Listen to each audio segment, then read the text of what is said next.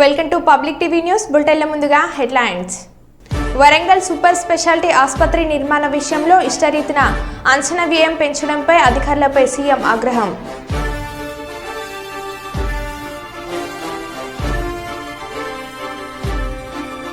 దేశభక్తిని చాటుకున్న పాలకుర్తి యువకులు.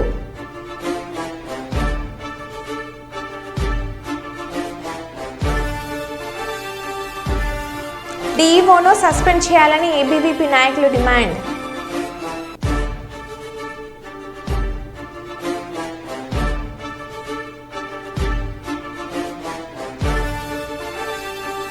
గంగహర మండలం చెంగలపల్లి గ్రామంలో కాసన్ సెర్చ్ నిర్వహించిన మహబూబాబాద్ జిల్లా పోలీసులు.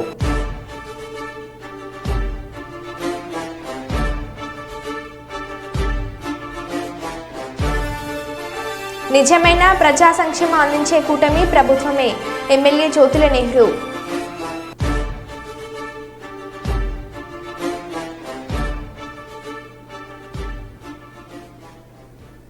ఇక వివరాల్లోకి వెళ్తే భద్రాద్రి కొత్తగూడెం జిల్లా ఇల్లందు మున్సిపాలిటీ సమావేశంలో ఎమ్మెల్యే కోరం కనకయ్య సమక్షంలో చైర్మన్ వైస్ చైర్మన్ ఒకరిపై ఒకరు దాడి చేసుకున్న ఘటన మున్సిపల్ సమావేశంలో చోటు చేసుకుంది.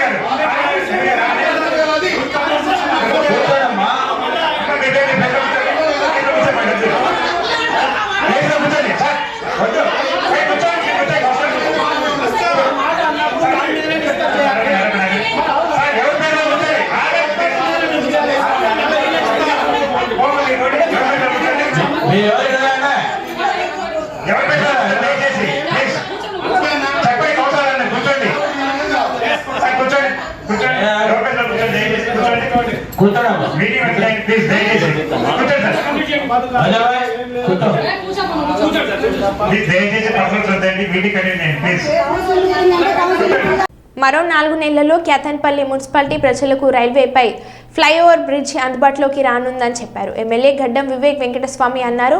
శనివారం బ్రిడ్జ్ పనులను పరిశీలించి పనులను మరింత వేగవంతం చేయాలని సంబంధిత అధికారులను కాంట్రాక్టర్లను ఆదేశించారు.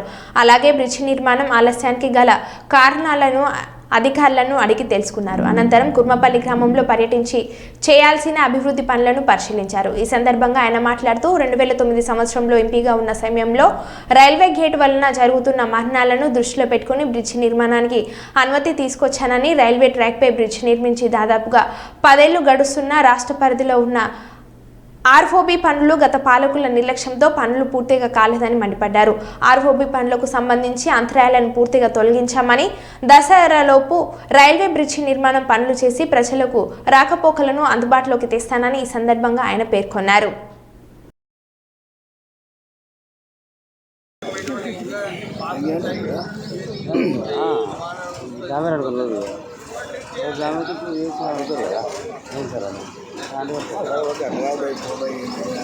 వీళ్ళ బాబు ఇంకేమన్నా ఇష్యూలు ఉన్నాయా?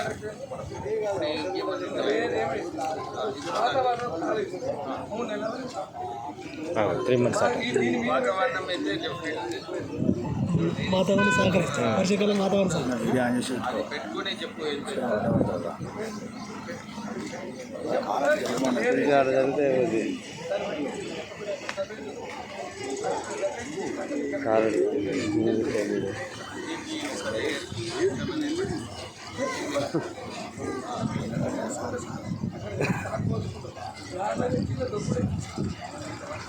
లోపలికన్నా ఉన్నది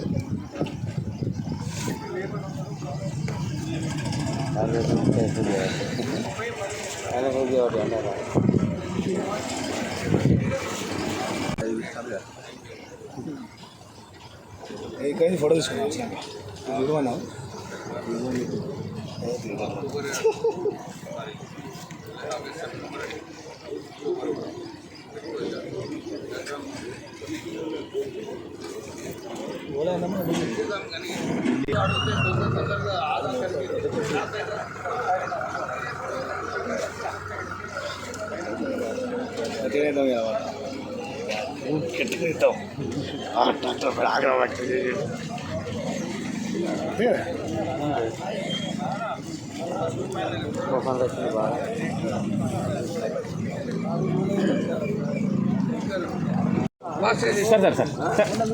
రాయన్నా అంటే మీరు ఎందుకు జరగండి కొంచెం కొంచెం ఇంకా జరగ రాదన్న సానుకూలండి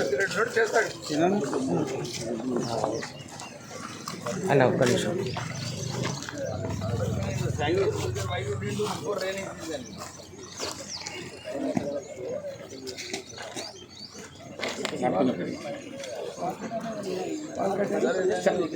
రాదన్న రాదన్న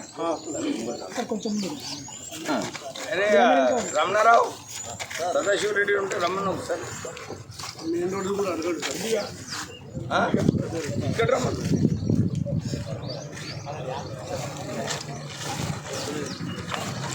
హలో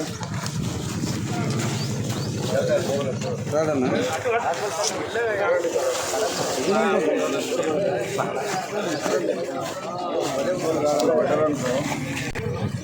గ్యాప్ ఇలా పెట్టారు గ్యాప్ గ్యాప్ అది ఎవరో ఉన్నారు కదా మాట్లాడదు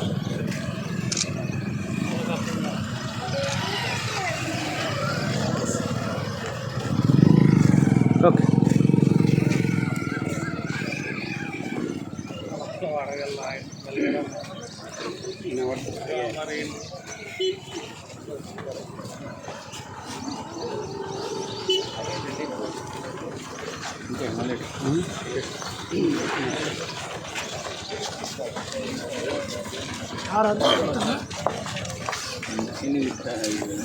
నా బ్యాక్ ఎవరు ఉన్నారు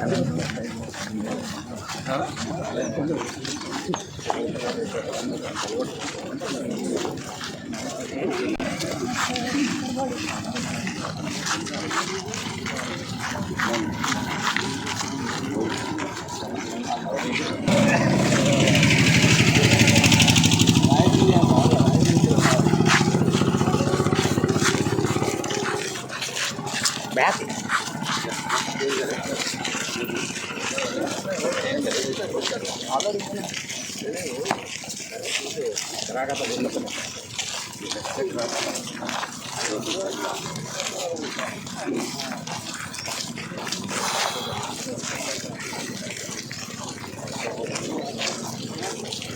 ఇక్కడ ఈ గారు ఇక్కడ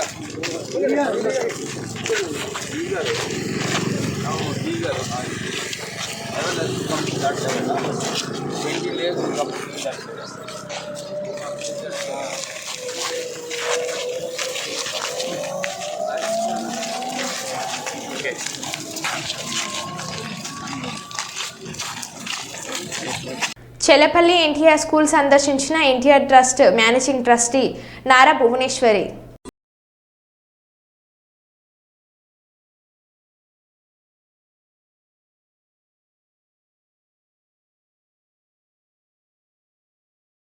Guys, the 10th, 9th has to start for 10th, and 10th has boys and girls. You all should aim to get the top rank. Okay? Okay, we'll be proud as Chalapalli School, NTR Trust. We'll be very proud of that our student topped in the exam. Plus, it's very good for your future. Yes or no? Yes, ma'am. Yeah, that will fetch your future. Appudu, you know, the other inter colleges or schools for your higher education, that will be the certificate will give you immediate, it will give you admission, and it will be, for your family to go down the risk of paying some.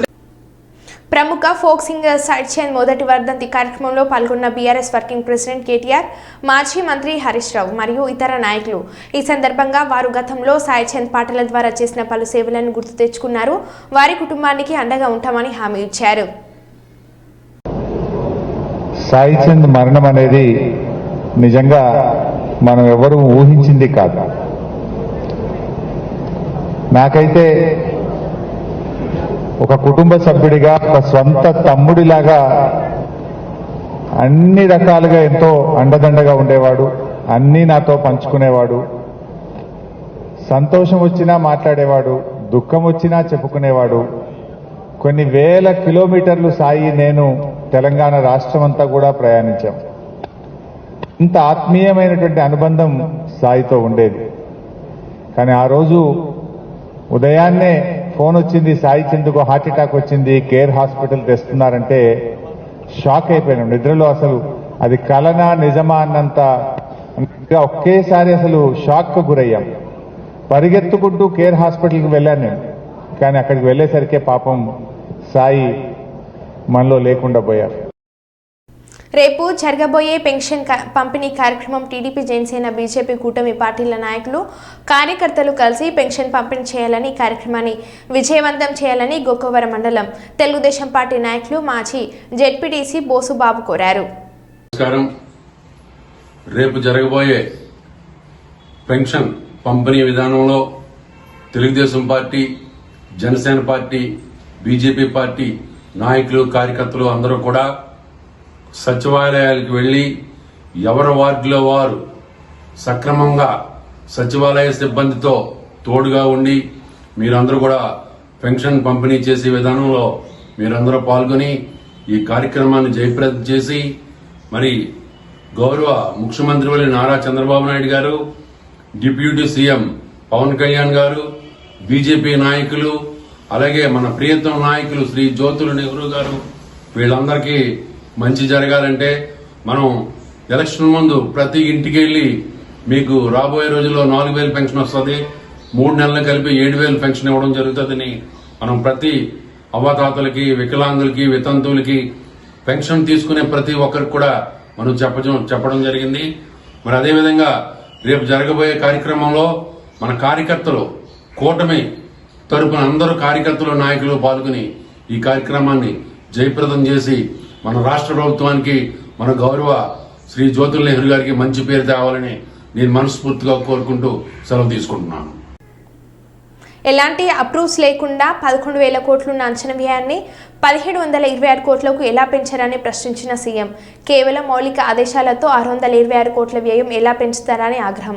నిబంధనలకు విరుద్ధంగా అంచనా వ్యయం పెంచడం ఏంటన్న CM, నిర్మాణ వ్యయంపై పూర్తిస్థాయి forensic audit నిర్వహించాలని ఆదేశించిన సీఎం రేవంత్ రెడ్డి, నిర్దేశిత గడువులోగా యుద్ధ ప్రాతిపదికన హాస్పిటల్ నిర్మాణం పూర్తి చేయాల్సిందని నిర్మాణ సంస్థకు తేల్చి చెప్పేసిన సీఎం రేవంత్ రెడ్డి.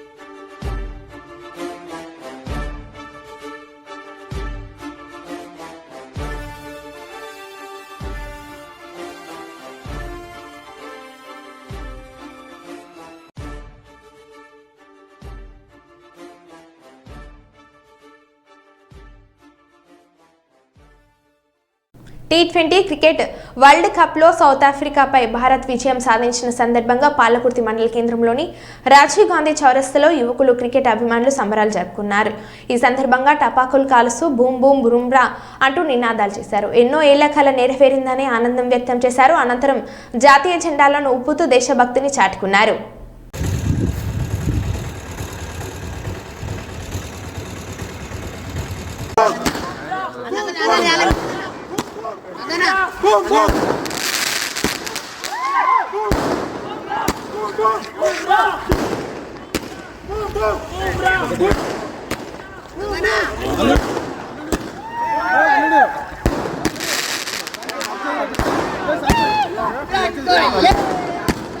అనేది కనబడదన్న లైట్ కనబడదు అన్నాడు.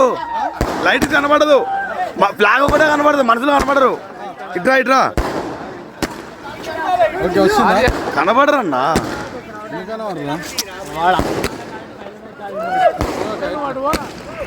పంపిస్తా కానీ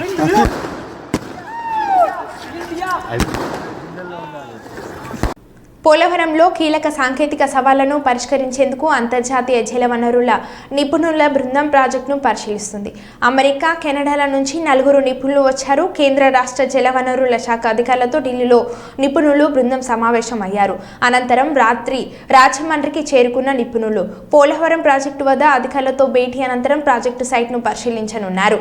అధికారులను అడిగి ప్రాజెక్టు వివరాలు తెలుసుకున్నారు. కెనడాకు చెందిన 4 నిపుణులు శనివారం ఢిల్లీకి చేరుకున్నారు. నేటి నుంచి వారు పోలవరంలో తమ పని ప్రారంభించనున్నారు.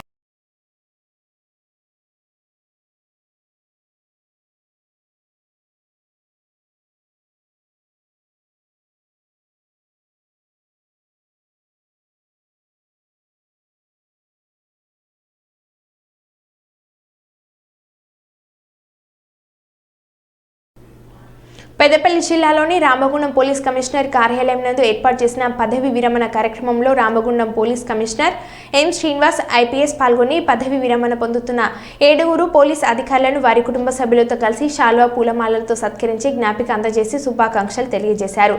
సన్మానం అనంతరం సిపి పోలీస్ అధికారులను ఆదేశించి మాట్లాడుతూ పదవి విరమణ అనంతరం వారి శేష జీవితం ఆనందంగా గడపాలని కోరారు.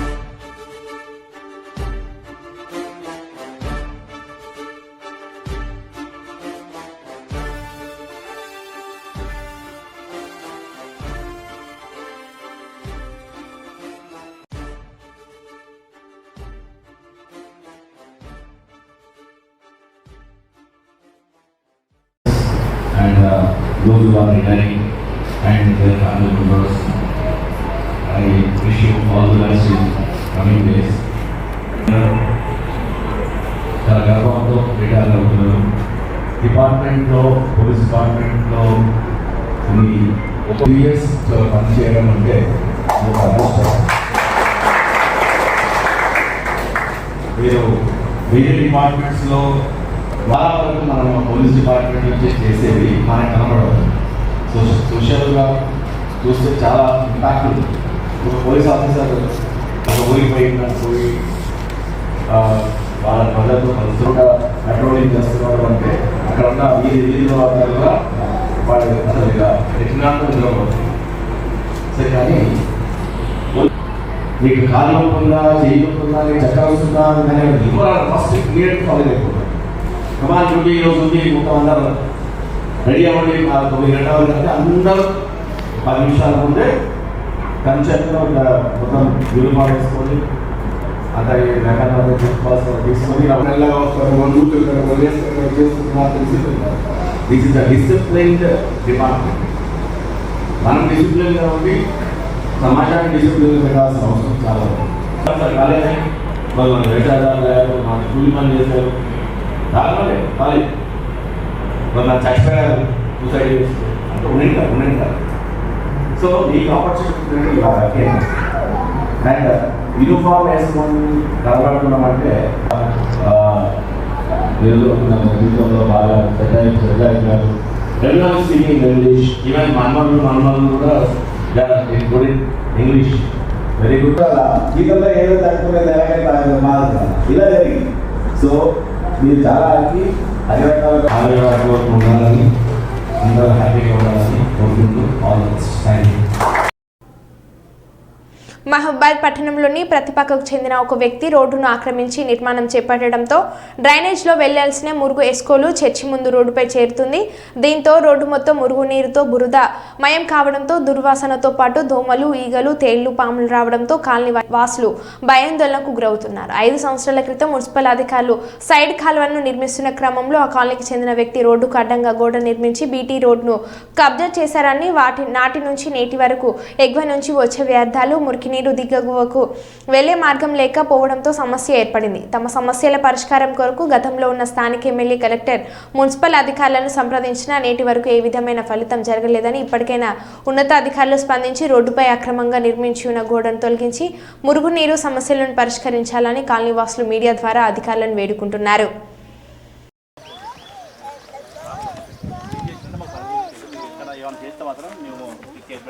ఎన్నిసార్లు అధికారులు చెప్పినా కానీ వాళ్ళకి స్పందిస్తలేదు.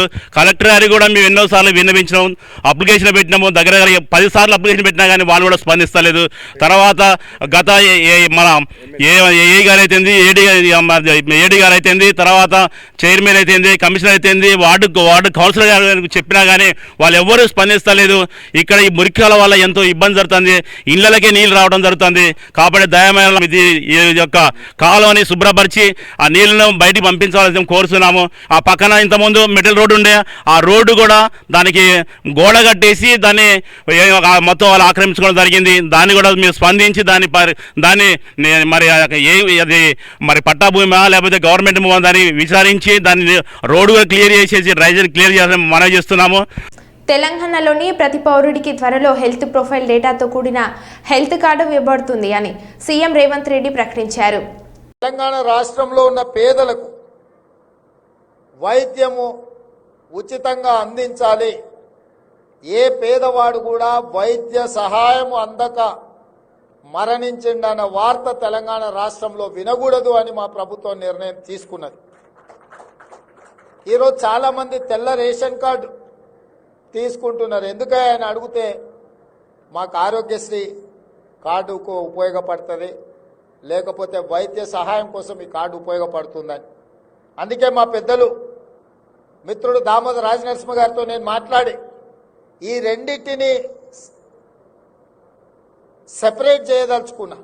ఈ రాష్ట్రంలో ఉండే ప్రతి పౌరుడికి ఒక హెల్త్ కార్డు ఇచ్చి ఆ ప్రతి పౌరుడికి ఒక హెల్త్ ప్రొఫైల్ బిల్డ్ చేసి ప్రాథమికంగా ప్రతి వ్యక్తికి ఉన్న బ్లడ్ గ్రూప్ కావచ్చు, అతనికి ఉన్న చిన్న చిన్న సమస్యలు కావచ్చు, పెద్ద సమస్యలు కావచ్చు, ముందే వాళ్ళ హెల్త్ ప్రొఫైల్ హెల్త్ చెకప్ చేయించి వాళ్ళకు ఒక యూనిక్ కోడ్ ఇచ్చి ఒక డిజిటల్ కార్డు ఇస్తే అతను ఏదైనా హాస్పిటల్కి వెళ్ళి ఆ డిజిటల్ కార్డు హాస్పిటల్లో ఇస్తే కంప్యూటర్లో ఒకసారి ట్యాప్ చేస్తే అతనికి అంతకుముందు ఏం టెస్టులు చేసిండ్రు, ఏ వైద్యం అందించిండ్రు, అతనికి ఏం సమస్యలు ఉన్నాయి, అతను ఏం మెడిసిన్స్ వాడిండు అంతకుముందు, ఇప్పుడు ఏం చెయ్యాలి అన్నదాన్ని కూడా డాక్టర్లకు వెసులుబాటుగా ఉండడానికి ఈచ్ ఇండివిజువల్ పర్సన్కి ఒక హెల్త్ ప్రొఫైల్ కార్డ్ని క్రియేట్ చేయాలని మా ప్రభుత్వం ఆలోచన చేస్తుంది.